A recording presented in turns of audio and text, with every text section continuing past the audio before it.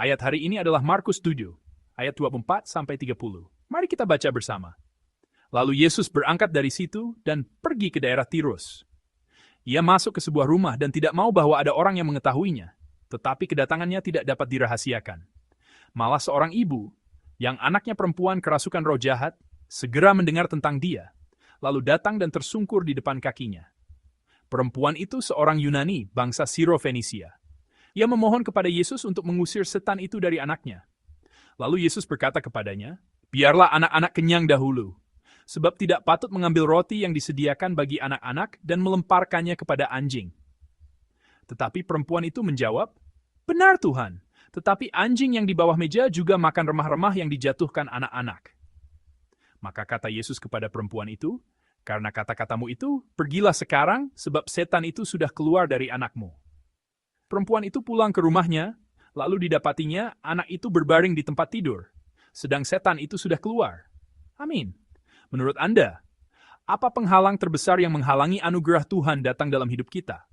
Ketika kita berusaha untuk hidup demi mendapatkan anugerah Tuhan, kita cenderung berpikir bahwa anugerah itu dihalangi oleh berbagai faktor, seperti penganiayaan dari luar, kesulitan lingkungan, atau terkadang godaan setan. Akan tetapi, saya berpikir bahwa meskipun hal-hal tersebut juga menghalangi anugerah Tuhan, musuh terbesar bukanlah sesuatu yang jauh, melainkan tembok benteng bernama harga diri yang telah tertanam kuat di dalam diri kita. Ketika saya menjalani wajib militer, seorang senior yang mengetahui bahwa saya adalah seorang mahasiswa teologi, pernah bertanya kepada saya, "Mengapa kamu percaya kepada Tuhan?" Saya menjawabnya dengan sangat bersemangat, memberikan kesaksian saya. Maklum, saya masih prajurit 2. Namun, setelah mendengarkan seluruh cerita saya, satu kalimat yang diucapkannya adalah ini, "Aku tidak suka bergantung pada seseorang. Aku tidak suka bergantung pada orang lain dan menunjukkan sisi lemahku kepada siapapun." Anugerah keselamatan yang seharusnya datang kepadanya tidak terhalang oleh penganiayaan dari luar, kesulitan lingkungan atau godaan setan. Itu adalah harga diri di dalam batinnya. Tuhan ingin mencurahkan anugerahnya kepada kita, tetapi seringkali harga diri kita sendiri yang menghalangi anugerah itu lebih dari faktor eksternal manapun. Itulah sebabnya Santo Agustinus pernah berkata, kebajikan Kristiani adalah pertama, kerendahan hati, kedua, kerendahan hati, dan ketiga, kerendahan hati. Merendahkan diri, katanya adalah kebajikan penting bagi seorang Kristen. Dan ia menyamakan keangkuhan, yaitu tidak merendahkan diri dengan sebuah gunung besar. Gunung ini, meskipun tampak megah dari luar, pada kenyataannya adalah cangkang kosong tanpa dasar yang tidak dapat menampung anugerah Tuhan. Demikian ia memperingatkan. Keangkuhan ini juga merupakan salah satu dosa yang membawa kepada kematian. Betapa besarnya dosa ini karena ia menghalangi anugerah Tuhan. Perikop yang kita baca bersama hari ini adalah kisah luar biasa tentang seorang perempuan Siro-Fenisia yang meruntuhkan gunung harga diri dan keangkuhannya. Itulah tempat namanya Rejab, you historias denain.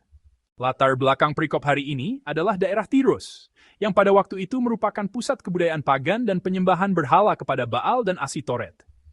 Masalah dengan Baal dan Asitoret ini bukan hanya karena mereka adalah berhala, tetapi juga karena mereka menganut budaya yang tampak sangat mewah dari luar. Di tempat inilah, Yesus bertemu dengan seorang perempuan.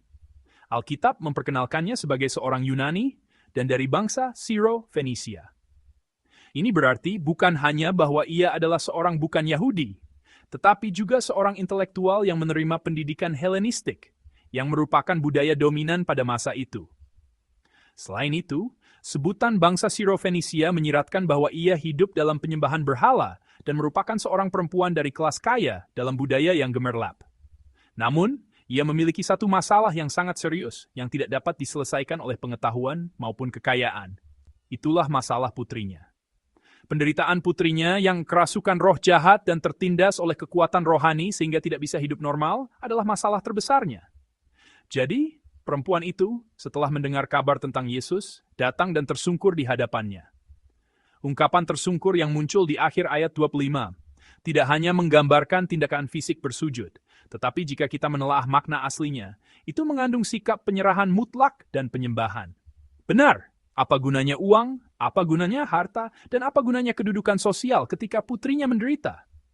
Perempuan ini mengesampingkan semua itu, dan demi menyembuhkan putrinya, meskipun ia seorang bukan Yahudi, dan Yesus dari sudut pandangnya juga adalah orang asing yang jauh, ia mendekatinya dan merendahkan dirinya dalam sikap penyerahan diri. Perempuan Siro-Fenisia itu siap membuang semua status sosial dan harga dirinya demi anaknya. Namun, terlepas dari permohonan dan sikap perempuan yang tulus ini, Yesus memberikan jawaban yang sangat keras. Mari kita baca bersama ayat 27 dari perikop hari ini. Biarlah anak-anak kenyang dahulu, sebab tidak patut mengambil roti yang disediakan bagi anak-anak dan melemparkannya kepada anjing. Amin.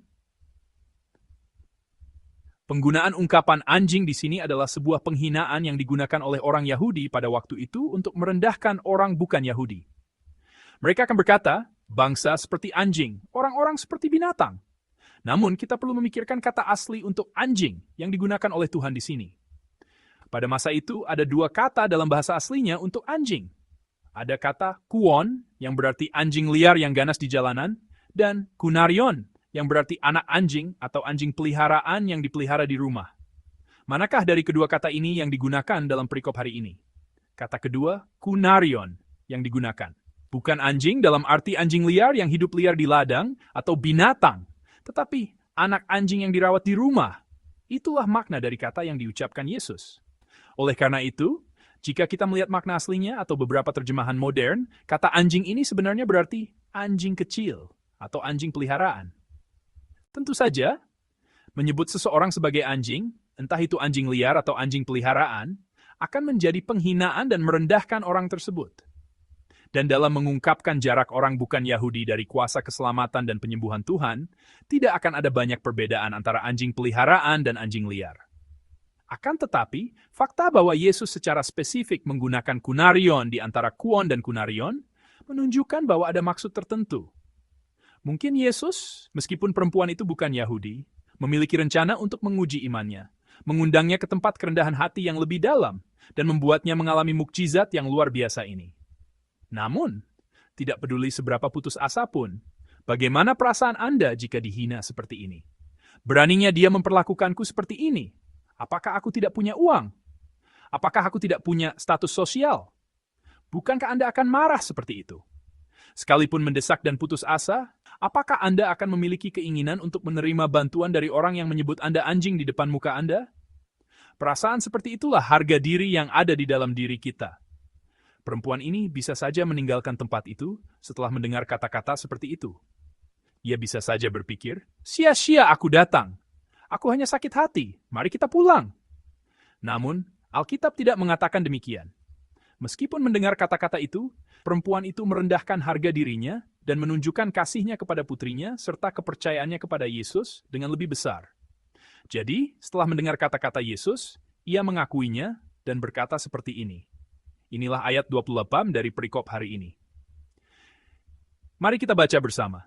Benar Tuhan, tetapi anjing yang di bawah meja juga makan remah-remah yang dijatuhkan anak-anak. Amin. Remah-remah yang minta di sini adalah potongan yang sangat kecil yang jatuh dari meja. Dan dikatakan remah-remah yang dimakan anak-anak. Betapa kecilnya remah-remah sisa makanan yang jatuh saat anak-anak makan. Itu benar-benar sisa yang tidak berarti apa-apa. Itulah sebabnya Alkitab The Message juga menerjemahkan kata ini sebagai sisa-sisa. Ia memohon bahkan anugerah yang seperti sisa yang sama sekali tidak berguna itu. Yang menakjubkan adalah Yesus setelah mendengar pengakuan cerdas perempuan itu, mengakui kata-katanya dan memuji imannya. Jika Anda melihat Matius 15, yang merupakan perikop yang sama dengan perikop hari ini, Yesus memuji iman perempuan itu. Dan dia membuatnya mengalami mukjizat luar biasa penyembuhan putrinya. Kita dapat mengetahui bahwa perempuan itu memiliki iman yang kuat, bahwa bahkan remah-remah terkecil dari Tuhan yang jatuh ke tempat terendah pun sudah cukup untuk menyelesaikan masalah putrinya. Tuhan, kita pasti menjawab mereka yang percaya dan memohon hanya pada milik tuannya dengan hati seperti anak anjing di bawah meja. Oleh karena itu, perikop yang kita baca bersama hari ini bukan hanya berbicara tentang doa yang gigih dan tidak menyerah. Salah satu kesalahpahaman terbesar yang kita miliki tentang doa adalah ketulusan akan menggerakkan surga. Artinya, jika kita berusaha keras, surga akan terharu. Proposisi ini tampaknya yang paling masuk akal tentang doa. Stop vanitas, sulumeres. Doa Kristen tidak selalu menyejajarkan antara kesungguhan kita dengan jawaban Tuhan. Jika kita membaca Alkitab dengan saksama, kita akan menemukan bahwa Tuhan, lebih dari sekadar berkata, berdoalah dengan sungguh-sungguh, lebih meminta dan berkata, percayalah kepadaku. Bukan usaha kita yang membuat kita bertemu dengan jawaban Tuhan. Kita mencari Tuhan karena kita tidak dapat melakukan apa-apa, dan kita menjadi sungguh-sungguh karena kita tahu dan mengakui bahwa kita bukanlah apa-apa. Karena kita percaya kepada Tuhan, kita tidak punya pilihan selain maju dengan sungguh-sungguh. Kesungguhan saya dan jawaban Tuhan tidak selalu sebanding. Dalam perikop hari ini, yang dilihat Tuhan bukanlah kesungguhan perempuan itu, melainkan sikapnya yang merendahkan diri dan mengosongkan diri, serta imannya bahwa tidak ada jalan lain selain belas kasihan Tuhan. Apa yang ingin dilihat oleh anak manusia ketika ia datang bukanlah apakah engkau telah berusaha keras atau tidak, melainkan iman. Perempuan itu membuang harga dirinya dan meminta remah-remah. Tetapi Tuhan menganugerahkannya meja yang berkelimpahan berupa penyembuhan putrinya dan sukacita keselamatan. Inilah anugerah besar yang diperoleh melalui iman. Anugerah yang diterima karena sikap percaya yang ia miliki. Psikolog Brené Brown berkata, untuk benar-benar terhubung dengan seseorang, dibutuhkan keberanian untuk menunjukkan kerentanan diri. Hal ini tampaknya juga berlaku dalam hubungan kita dengan Tuhan. Untuk terhubung secara mendalam dengan Tuhan, kita harus meletakkan semua harga diri kita. Dibutuhkan keberanian murni dan iman untuk menunjukkan dasar kita, yaitu bahwa tanpa Tuhan kita bukanlah apa-apa. Perempuan Sirofenisia dalam perikop hari ini menunjukkan hal ini dengan sangat tepat. Bukan kesungguhan kita yang menggerakkan Tuhan, melainkan iman yang sepenuhnya percaya kepada Tuhanlah yang membuat kita bertemu dengan jawaban Tuhan. Saudara-saudari yang terkasih, kita adalah makhluk yang dikasihi sepenuhnya oleh Tuhan, justru karena kita adalah manusia yang serba kekurangan. Oleh karena itu, apapun pokok doa kita, ketika kita datang kepada Tuhan untuk berdoa, kita harus memulai doa kita seperti ini. Tuhan, di hadapan-Mu aku adalah orang berdosa. Kasihanilah aku. Ketika kita merendahkan diri di hadapan Tuhan seperti ini, dan bersujud dengan jujur dalam iman yang tulus, saya percaya bahwa pintu surga akan terbuka. Dan saya percaya bahwa anugerah remah-remah yang berkelimpahan, yang tidak dapat diberikan oleh dunia, akan dicurahkan dengan cukup ke dalam hidup kita. Marilah kita menyalipkan harga diri kita.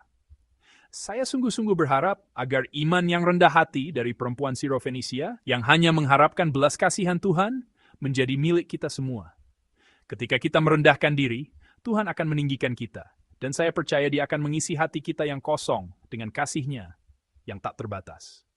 Di pagi subuh ini, saya berharap kita dapat maju dengan doa yang mengakui betapa kecil dan rendahnya diri kita. Kiranya ini menjadi waktu doa yang rendah hati, dengan sungguh-sungguh memohon anugerah remah-remah dalam iman. Damne Susau.